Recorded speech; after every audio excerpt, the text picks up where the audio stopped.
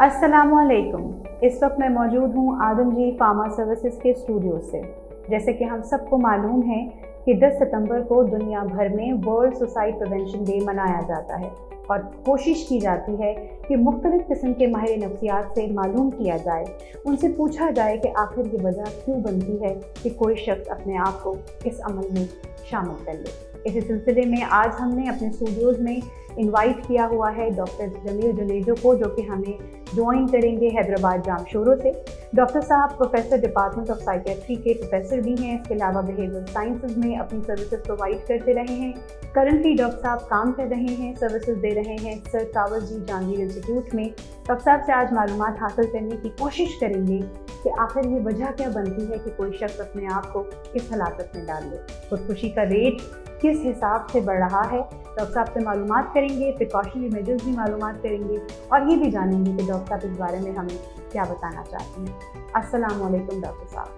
जी doctor साहब, सबसे पहले एक बार फिर से आपको खुशामदीद कहूँगी। और डॉक्टर साहब, आपको पता है कि आज हम सुसाइड के हवाले से गुफ्तगू करेंगे। पहला सवाल मेरा डॉक्टर साहब आपसे है, जो कि मैं चाहती हूँ कि आप उसका आम फहम आवाम को उसका जवाब दीजिएगा, बताइएगा कि बेसिकली सुसाइड है क्या, व्हाट इज़ सुसाइड। और इसमें एक सवाल और भी उभरता है, बहुत सारे लोगों को पैरा सुसाइड के बारे में नहीं पता। तो डॉक्टर साहब कुछ बताना चाहें कि खुदकुशी बेसिकली है क्या?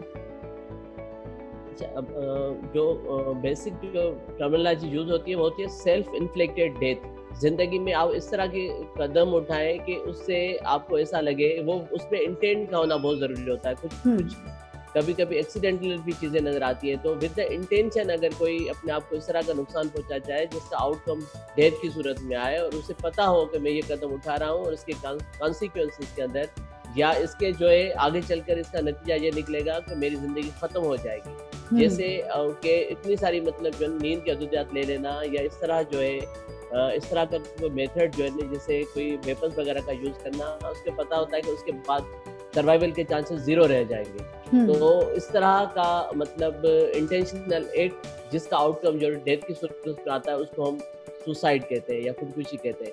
जो पैरासुसाइड है ये एक पैरेलल टर्म होती है, उसमें आउटकम इंटेंशन ये नहीं होती है कि डेथ हो जाए, मगर उसमें ये होता है कि मुझे तकलीफ हो तो मेरे आसपास जो लोग हैं वो अलर्ट हो जाए। बेसिकली अटेम्प्टेड सुसाइड का दूसरा नाम जो होता है वो पैरासुसाइड होता है। उसमें इंसान लेस लीथल मेथड यूज करता है। जो उसमें मेथड यूज करेगा वो इतना मतलब लीथल नहीं होगा जिससे उसकी जान चली जाए या उसकी जो है मौत वाक़ई हो जाए, तो उसको पैरासुसाइड कहते हैं। ठीक है डॉक्टर साहब, क्योंकि पाकिस्तान में भी खुदकुशी के बढ़ते हुए हमें नताइज नज़र आते हैं, ये सवाल भी मैं आपसे ज़रूर करूँगी, लेकिन उससे पहले ज़ाहिर है डॉक्टर साहब, क्योंकि साइकेट्री के डिपार्टमेंट से हैं, आपको बहुत सारे ऐसे केसेस मिलते होंगे जो मेन वजूहात हैं या जो आपको ज़्यादा वजूहात नज़र आती हैं, वो क्या हैं खुदकुशी करने की? अच्छा, उसको अगर हम बैक टू द हिस्ट्री जाएं, जिसको फादर ऑफ सुसाइडोलॉजी कहते हैं। सुसाइडोलॉजी उस इल्म को कहते हैं जिसमें सुसाइड के बारे में रिसर्च की जाती है जी। और ये एक तरह का मतलब सब्जेक्ट है दुनिया में सुसाइडोलॉजी। तो उसके जो पॉइनर है Emile Durkheim, is one of the French professor of sociology. तो उन्होंने बताया था कि इंसान की दो एक्सिस होती है या रेगुलेशन होती है। एक सोशल रेगुलेशन का होता है, दूसरा सोशल इंटीग्रेशन का एक्सिस होता है। तो उन्होंने 4 टाइप्स इंट्रोड्यूस कराई।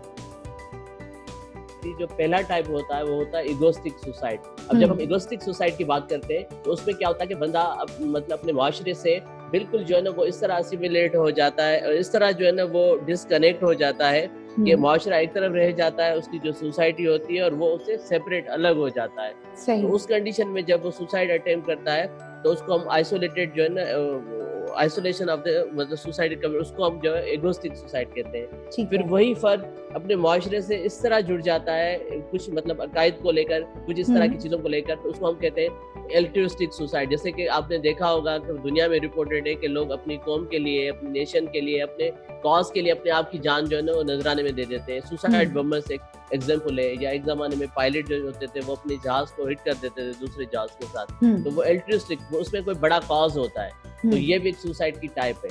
उसके बाद उसने 2 और जो टाइप बताए थे, उसमें एक एनोमिक सुसाइड था। एनोमिक सुसाइड के अंदर जब माशरे में लॉलेसनेस हो जाए, मेरिट खत्म हो जाए, इंस्टीट्यूशंस तबाह हो जाए और लोगों को कोई होप ना रहे सोसाइटी में इन जनरल, जो हम पाकिस्तान के सिनेरियो में देखते हैं तो उसको हम एनोमिक सुसाइड कहते हैं। ठीक है। उसके बाद जो लास्ट वाला टाइप है वो है फेटलिस्टिक सुसाइड। फेटलिस्टिक सुसाइड का मतलब ये होता है कि वो टाइप सुसाइड की जिसमें फर्द जो है ना उसकी ज़ाती जो मतलब अख्तियार होता है अपनी ज़िंदगी से ख़त्म हो जाए। जैसे कि वो प्रिज़न में है, वो जैसे कि मतलब किसी हॉस्टेज हो गया है, या वो उसकी life is regulated by someone else, उसकी ज़िंदगी को कोई और देख रहा है, उसकी जो खुद की जो आज़ादी है वो ख़त्म हो चुकी है। तो उस वक़्त वो जो सुसाइड पास होती है या सुसाइड अटेम्प्ट करता है, उसको हम फैटलिस्टिक सुसाइड कहते हैं। ठीक है। तो उसके बाद वजूहात बहुत सारी हो सकती हैं, मगर उनको हम 3 हिस्सों में डिवाइड करते हैं। एक होते हैं बायोलॉजिकल कॉजेज़ ऑफ सुसाइड, जिसमें ज़्यादातर अगेन हम आते हैं इंसान की अब हमारे यहाँ आमतौर पर इंटरप्रिटेशन ये है कि जो नफ्सियाती बीमारियाँ होती हैं, वो पहले तो मुआशरा उनको बायोलॉजिकल एंटिटी नहीं देखता है। जैसे कैटरेक्ट का हो जाना, आँख में मोतिये का हो जाना होता है, या जैसे दिल के शरियानों के अंदर चेंजेस आ जाना हो जाती है, इस्केमिक हार्ट डिजीज़। इसी तरीके से हमारे ब्रेन में कुछ चेंजेस आते हैं बायोलॉजिकल, जिसको हम न्यूरोट्रांसमीटर्स कहते हैं। वो एक खास रेगुलेशन के साथ काम करते हैं। जब वो डिसरेगुलेट हो जाएँगे न्यूरोट्रांसमीटर्स, तो हमारे बिहेवियर के अंदर चेंजेस आना शुरू हो जाते हैं। सही। हमारे फेम, हमारे इदराक, हमारी समझ, हमारी सोच, हमारे इमोशंस, हमारी थॉट्स, वो सिर्फ न्यूरोट्रांसमीटर्स की वजह से जो है वो काम कर रहे होते हैं। जैसे वो डिसरेगुलेट होता है तो ये हमारे सारे एरियाज डिस्टर्ब हो जाते हैं, तो हमारे अंदर एक ग्रॉस बिहेवियरल चेंज आना शुरू हो जाता है, और कभी कभी वो क्लिनिकल साइकेट्रिक कंडीशंस या क्लिनिकल साइकेट्रिक इलनेसेस की सूरत में जाहिर होता है। तो एक जो एंटिटी है बायोलॉजिकल बेसिस ऑफ सुसाइड, वो ये डिप्रेशन है। और जो डिप्रेशन है वो दुनिया की इतनी बड़ी बीमारी है कि 2030 में प्रोजेक्टेड स्टेटिस्टिक्स ये है, जो जो जो जिस तरह के जो है ना वो फिगर्स आ रही है कि ischaemic heart disease second number पर आ जाएंगी, को दिल की जो बीमारियां हैं, और जो डिप्रेशन है वो 2030 तक दुनिया का पहले नंबर पर बीमारी होगी in terms of psychiatric morbidity and mortality. इसलिए दुनिया में जो अक़वाम है वो डिप्रेशन के प्रिवेंशन पर काम कर रही है। और इस वक्त जो डिप्रेशन का जो ग्लोबल बर्डन है, अब डिप्रेशन को हमें समझना है कि डिप्रेशन सिर्फ वो नहीं जो क्लिनिकल एक साइकेट्रिक कंडीशन के तौर पर आता है, जिसको हम क्लिनिकल डिप्रेशन कहते हैं, मगर बहुत बड़ा एरिया होता है जिसको हम पोस्टपार्टम डिप्रेशन कहते हैं। जो फीमेल्स जो बच्चे की पैदाइश के बाद जिस मरहले से गुजरती है पोस्टपार्टम के, उसमें डिप्रेशन का डेवलप हो जाना। ओल्ड एज, जिसको हम जो है ना जो है वो सिनाइल डिप्रेशन या ओल्ड एज डिप्रेशन कहते हैं, वो बहुत कॉमन है।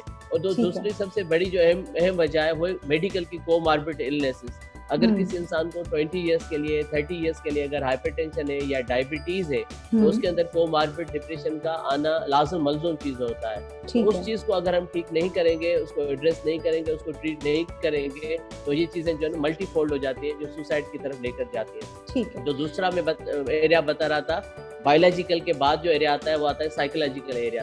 अगेन एक पर्सनैलिटी होती है जिसको हम क्लस्टर बी की पर्सनैलिटीज कहते हैं। उनके अंदर जो है एक पर्सनैलिटी होती है बॉर्डरलाइन पर्सनैलिटी डिसऑर्डर्स। उनके अंदर एक टेंडेंसी होती है कि वो डेलिब्रेट सेल्फ हार्म काज करते हैं, अपने आप को नुकसान पहुंचाते हैं। तो एक शख्सियत ऐसी है जिसके अंदर मतलब जेनेटिकली कहें या साइकोलॉजिकली कहें, या जो उसका मेकअप होता है शख्सियत का, पर्सनैलिटी का, उसके अंदर ये टेंडेंसी होती है कि वो सुसाइड को कॉज कर सकता है।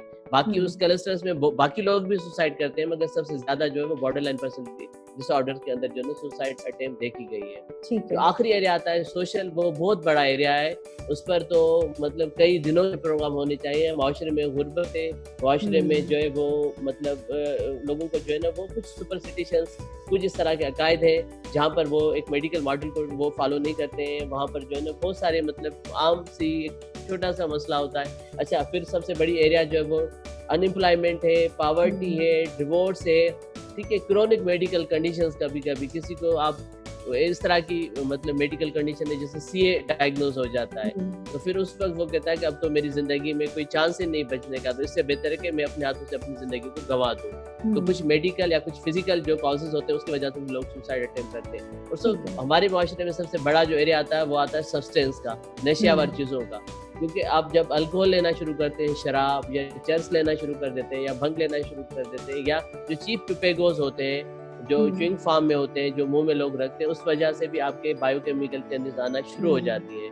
वो कई हफ्तों, महीनों और सालों के बाद आपको वहां तक लेकर आती है जहाँ पर क्लिनिकल साइकेट्रिक कंडीशन शुरू हो चुकी होती है। वो भी एक कॉज होती है जो सुसाइड की तरफ लेकर जा सकते हैं। बिल्कुल सही जी डॉक्टर साहब, सबसे पहले तो आपका शुक्रिया कि आपने काफ़ी तफसील से और काफ़ी सहल अंदाज में लोगों को समझाने की कोशिश की। अगर मैं आपसे ये जानना चाहूँ कि पाकिस्तान में ख़ुदकुशी के जो रेशो है वो बढ़ रहा है, कम हुआ है, इस बारे में आप हमें क्या आगाही देंगे?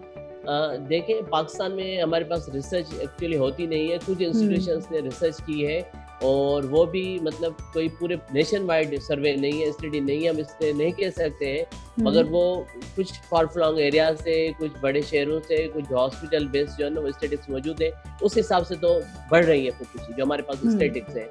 मतलब 2011 के बाद अगर हम 2020 तक आते हैं तो आप एनुअली उसमें कमी नहीं देख रहे हैं, मगर उसमें ज्यादा जो है ना रुझान देख रहे हैं। और खासतौर पर कुछ इलाके हैं जैसे सिंध के अंदर जब हम बात करते हैं तो थर पारकर और उमरकोट और उसके साथ सांगड़ का एक इलाका है। बेसिकली ये सारा का सारा जो एरिया है उसमें आप देखेंगे कि एक खास मतलब जो है ना वो तनासब से ये इस रेशियो से ये केसेस रिपोर्ट हो रहे होते हैं अगेन एंड अगेन। तो उसकी काफी सारी वजूहत हैं, मगर इस तरह पाकिस्तान के अंदर चित्राल है, गिलगित है, ये वहां पर भी आप देखेंगे तो वहां पर सबसे ज्यादा जो सुसाइड केसेस रिपोर्टेड है। ठीक है। इस तरह अच्छा डॉक्टर साहब, क्योंकि अभी हम बढ़ रहा है। आपने भी बात की डिप्रेशन की और लोगों में मायूसी भी बढ़ती है, जाहिर है उसी के बाद फिर ये इकदाम उठाया जाता है। इसमें मीडिया का क्या किरदार है, या आप, क्योंकि जाहिर है हम भी अब लोग हमें देखेंगे, तो इस हवाले से आप कोई मैसेज भी देना चाहें या ये बताना चाहें कि मीडिया का इसमें क्या रोल है, कि मीडिया कितना अहम किरदार अदा करती है लोगों को मायूसी की तरफ डालने के लिए, या शायद कहीं ना कहीं प्रोवोक कर देती है कि वो मजबूर हो जाते हैं खुदकुशी करने के लिए? अच्छा, अब मतलब पूरी दुनिया में कुछ इथिक्स होती हैं, जिस तरह मेडिकल की इथिक्स होती है, इस तरह जो मेडिकल के साथ साथ जिस तरह मीडिया के अंदर भी इथिक्स होती है। पूरी दुनिया में कभी भी जो है ना वो इस तरह की पिक्चर्स जो है ना वो शो नहीं करवाई जाती है जिसमें किसी की लाश जो है ना दरख्त में टांगी हुई हो या कोई मतलब पिस्टल या उस गन के साथ। और इस तरह जो है ना बहुत सारे हम देखते हैं सोशल मीडिया के अंदर और कन्वेंशनल हमारे जो टीवी का मीडिया है या टीवी चैनल्स है उसकी वजह उस पर भी जब हम बात करते हैं तो पहले तो ये जो है चीजें देखें, माशरे में हर माशरे में कुछ मतलब ऊंच नीच होता है, हर माशरे के अपने अपने जो मेरिट्स और डीमेरिट्स होते हैं। मगर मीडिया का जो रोल बनता है वो पहले तो ये बनता है कि हमें आगाही दें, हम उस चीज को जो है ना वो सिंसियरिटी के साथ, फैक्ट्स और फिगर्स के साथ और उसकी सॉल्यूशंस के साथ, ऐसा नहीं कि हम सिर्फ मसले की निशानदेही करें मगर उसके हम सॉल्यूशंस पर काम ना करें, उसके हल पर काम ना करें। एक तो उसको प्रोजेक्ट करना चाहिए, दूसरा अगर इस तरह के केसेस रिपोर्ट होते हैं तो उसकी खबर को सनसनीखेज खबर ना बनाए, क्योंकि काफी सारे ऐसे लोग होते हैं जो पहले से उनके अंदर ये चीज मौजूद होती है, टेंडेंसी होती है, वो जैसे देखते हैं कि एक सुसाइड वाले को इतनी प्रोजेक्शन मिल रही है मीडिया में, उसको इतनी मरतबा जिक्र किया जा रहा है, तो ये चीज भी लोगों के अंदर टेंडेंसी बढ़ा देती है कि वो भी सुसाइड अटेम्प्ट करें। तो खुदारा जो है ना वो एथिक्स को फॉलो किया जाए, इस तरह की कोई भी पिक्टोरियल, इस तरह की कोई भी स्टोरीज, और अगर उसको बताना है तो मुख्तसर बताएं और कोशिश करें कि लोगों की आइडेंटिटी जो है ना वो जाहिर ना करें, क्योंकि एक दफा जब आप उस इलाके का नाम ले लेते हैं, उस शख्स का नाम ले लेते हैं, तो उसकी फैमिली के लिए बकाया जिंदगी गुजारना बड़ी मुश्किल हो जाती है। हम अपनी क्लिनिकल प्रैक्टिस में देखते हैं कि लोग वो शहर छोड़ के चले जाते हैं क्योंकि लोग उनकी जिंदगी को और फिर जो है ना और मुश्किल में डाल देते हैं, क्योंकि ब्लेम ये किया जाता है कि फैमिली की नाअहली है, वालिदैन की नाअहली है, जिस वजह से विक्टिम ने सुसाइड कॉज कर लिया, मगर कुछ हकीकतें इससे बिल्कुल मुख्तलिफ होती हैं। बिल्कुल ठीक है। डॉक्टर साहब, आपके मुशाहिदे में क्या चीज़ आई है कि ज़्यादा इसका तनासुब जो है, अगर हम खुदकुशी की बात करें तो ज़्यादा मर्दों की तरफ है या ख़वातीन की तरफ है, मतलब फीमेल्स में ये चीज़ ज़्यादा देखने में आती है? और ये मैं डॉक्टर साहब आपसे ग्लोबली पूछ रही हूँ क्योंकि ज़ाहिर है दुनिया भर में अगर हम बात भी करें तो जैसे कि 10 सितंबर को मनाया जाता है वर्ल्ड सुसाइड प्रिवेंशन डे, तो उसमें अगर हम ग्लोबली देखें तो डॉक्टर साहब आपको क्या महसूस होता है, या आपका क्या मुशाहिदा है कि ख़वातीन में खुदकुशी के रेट ज़्यादा हैं या मर्दों में? अच्छा, जो इंटरनेशनल स्टैटिस्टिक्स है वो हमें ये बताती है कि अटेम्प्टेड जो सुसाइड है या पैरा सुसाइड है, मतलब खुदकुशी की कोशिश करने का रुझान फीमेल्स में ज्यादा है, और जो कामयाब हो जाने का मतलब है जिसमें वो कंप्लीट सुसाइड जिसको हम कहें तो वो मेल्स में ज्यादा है, क्योंकि जो मेल्स होते हैं वो मोर जो है ना लीथल मेथड्स यूज करते हैं, उसमें चांस रहता ही नहीं है, 0 चांस होता है सर्वाइवल का। और जो फीमेल्स होती है वो लेस लीथल जो है ना मेथड्स यूज करती है कि सपोज मतलब इतनी टैबलेट्स नहीं खाती कि उनकी जो है ना डेथ कॉज हो जाए, मगर वो कम डोज में वो दवाई लेंगी या केरोसिन आए ले या इस तरह की कोई भी जो है ना वो मतलब पॉइजन है वो उसका इस्तेमाल इस तरह। तो यस, फीमेल्स में अटेम्प्टेड सुसाइड ज्यादा है और मेल्स में जो है ना कंप्लीट सुसाइड ज्यादा है। तो एक चीज यहाँ पर बड़ी एम है, एक खास एज होती है जिसको हम प्रोडक्टिव एज कहते हैं लाइफ के अंदर, 15 से 45 साल की एज, उसमें आपने पढ़ना है, उसमें कैरियर बनाना है, उसमें जॉब ढूंढनी है, उसमें अपनी फैमिली बनानी है, उसमें अपना घर बनाना है, ये सारी चीजें स्ट्रगल के ईयर्स होते हैं। और इस वक्त भी पूरी दुनिया में जो रेशो निकाला जाए तो ये बिल्कुल यंग एज होती है और इसमें अभी भी सुसाइड नंबर 1 पर है, जो डेथ के कॉजेज है एक्सीडेंट से भी ज्यादा। तो हमें थोड़ा कॉन्शियस होना पड़ेगा और सुसाइड को अलग से एक मसला नहीं समझना पड़ेगा, हमें सोचना पड़ेगा कि suicide is the outcome, that is the result of multi factorial जो चीज़ें होती है उसको उसका जो आउटकम है वो एंड में जाकर सुसाइड की शक्ल में निकलता है। तो हमारे माशरे को इस पर खुल के बात करनी चाहिए, और अगर कोई हमारे आसपास इस तरह का शख्स मौजूद है जो आइसोलेशन में, जो डिप्रेशन का शिकार है, जो डिफिकल्टीज का शिकार है, तो उसको और मजीद आइसोलेट ना करें, उसको अपने साथ मिलाने की कोशिश करें, उससे बात करें। क्योंकि पूरी दुनिया में ये देखा गया है कि सिर्फ बातचीत से इंसान, क्योंकि जो ख्याल होते हैं ना वो आते जाते रहते हैं, मगर उसको अगर प्रॉपरली रास्ता मिल जाए, कैथारसिस का, वेंटिलेशन का, इमोशंस अगर वेंट आउट हो जाते हैं, तो इंसान अपनी सोच तब्दील भी कर लेता है और वो शायद दोबारा उसके जहन में वो ख्याल ना आए। तो ये जो खुदकुशी का जो ख्याल होता है, जिसको हम कहते हैं कि इट इज जो आपका प्रॉब्लम होता है वो टेम्पररी होता है, मगर जब आप उसका हल ढूंढते हैं वो परमानेंट ढूंढते हैं। डेथ इज अ परमानेंट, मगर आपके जो लाइफ के इश्यूज होते हैं वो टेम्पररी होते हैं। तो आप टेम्पररी चीज़ के लिए अपनी परमानेंट जो चीज़ है, जो अल्लाह की इतनी बड़ी नेमत है, उसको ना गंवाएं।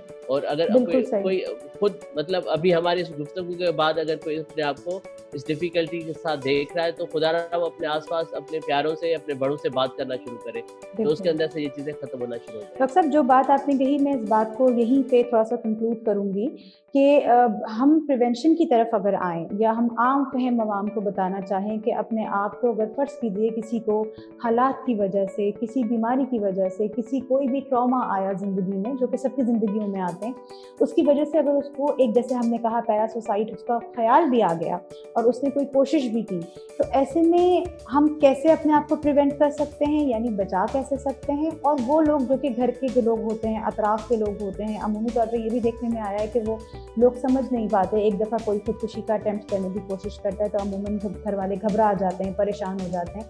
तो कैसे डॉक्टर साहब हम इन चीज़ों को प्रिवेंट कर सकते हैं आसान अंदाज से, अगर कोई नहीं जा पा रहा फ़ौरन किसी काउंसलर के पास या डॉक्टर के पास या माहिर नफ्सियात के पास? अच्छा देखिए, सबसे पहले उस वक्त कोई काउंसलर होता ही नहीं है, आपको घर के एक फर्द को इंगेज करना होता है, उस विक्टिम को ना, जिसके अंदर ये थॉट्स आ रही होती हैं अपने आप को नुकसान पहुंचाने की। तो उस वक्त तो हमें बाहर नहीं जाना है, डॉक्टर के पास नहीं जाना है। कोई भी एक फर्द ये जिम्मेदारी ले ले कि मुझे जो है ना एक्सक्लूसिवली अपने टाइम को इस विक्टिम के साथ, या इस जो बंदा है जिसके अंदर ये रुझान है उसके साथ, एक दिन के लिए नहीं, आपको कई दिनों तक जो है उसके साथ बैठ के बातचीत करनी पड़ेगी। उसको आमादा करना पड़ेगा कि वो पहले तो अपने प्रॉब्लम को प्रॉब्लम समझे, और उसके बाद जो भी मतलब मेथड्स होते हैं, मॉडर्न ट्रीटमेंट के ज़राए होते हैं, वहाँ तक उसकी जो है ना रसद होनी चाहिए, उनको वहाँ तक लेकर आया जा सके। मगर यहाँ पर मैं एक चीज़ और भी ऐड करना चाहूँगा, खुदा न खास्ता अगर किसी ने एक दफ़ा अपने आप को नुकसान पहुँचाया, तो वो अपने आप को नाकारा इंसान ना समझे, क्योंकि बहुत सारी दुनिया में बहादुर लोग हैं। अभी हम मेंटल हेल्थ के अंदर देखते हैं कि काफ़ी इस तरह के लोग हैं जिन्होंने ज़िंदगी में शदीद डिप्रेशन देखा, उन्होंने अपने आप को जो है सुसाइड अटेम्प्ट तक लेकर गए, मगर दे रिकवर्ड, और वो एक अच्छी ज़िंदगी गुजार रहे होते हैं बाद में। तो पहले तो वो सब लोग जिनके अंदर ये चीज़ है वो अपने आप को जाहिर करें। अगर किसी ने इस तरह का कोई अटेम्प्ट भी किया है तो ये गुनाह नहीं है, ये एक बीमारी का हिस्सा है, और उस बीमारी को अगर प्रॉपर ट्रीटमेंट मिल जाएगी, उसको वो रिस्पॉन्स कर जाएंगे, तो एक दोबारा बेहतर और नॉर्मल ज़िंदगी में गुजार सकेंगे वो। बिल्कुल सही। डॉक्टर साहब, आखिरी सवाल करूंगी, और उस सवाल के साथ ही मैं चाहूँगी कि आप लोगों को कोई मैसेज भी दें आज के टॉपिक के हवाले से, कि क्योंकि अमूमन डिप्रेशन, एंजाइटी, स्ट्रेस यही लीड करता है खुदकुशी की तरफ जाते हुए लोगों को, यही चीज़ ज़्यादा प्रवोक करती है। आम फहम इंसान को ये बात कैसे समझाएंगे डॉक्टर साहब आप, कि अगर उसको डिप्रेशन है, एंजाइटी है, स्ट्रेस है, और वो चाहता है कि वो अपने आप को इस तरफ से बचा ले, तो बर वक्त क्या करे? क्या डॉक्टर से रुजू कर ले? क्योंकि डॉक्टर साहब यहाँ एक चीज़ ये भी आती है कि अमूमन ये चीज़ें आगे इसलिए बढ़ती हैं क्योंकि पेशेंट या जिसको भी ये कैफियत होती है वो डॉक्टर के पास जाना नहीं ज़रूरी समझता। उसे लगता है कि शायद माहिर नफ्सियात जो है वो शायद किसी पागलों का ही इलाज करता है, जबकि अगर हम देखें तो अगर हम फर्स्ट स्टेज पे ही इसको क्योर कर लें तो बेहतर नहीं है डॉक्टर साहब? तो ऐसे में आप लोगों को क्या मशवरा देंगे, और कोई भी ऐसा मैसेज, कोई ऐसी छोटी सी टिप जो आप हमारे व्यूअर्स को देना चाहें related to our topic today? मैं इसको इस तरह सम अप करूंगा। लास्ट में आपने एक जो सवाल पूछा था पैरासुसाइड के हवाले से, जैसे किराए फॉर हेल्प, हम कहते हैं पैरासुसाइड या attempt suicide, basically it is a किराए। वो हमें किराए करके बता रहा है कि मेरी हेल्प करे। वो शख्स किराए कर रहा है अपने मेथड के साथ, क्योंकि आप अपने आप को इंजर्ड जब करते हैं तो एक पेन से गुजरते हैं, वो उस पेन से गुजर के ट्राई कर रहा होता है कि अब आए और मेरी जो है ना आप मदद करें।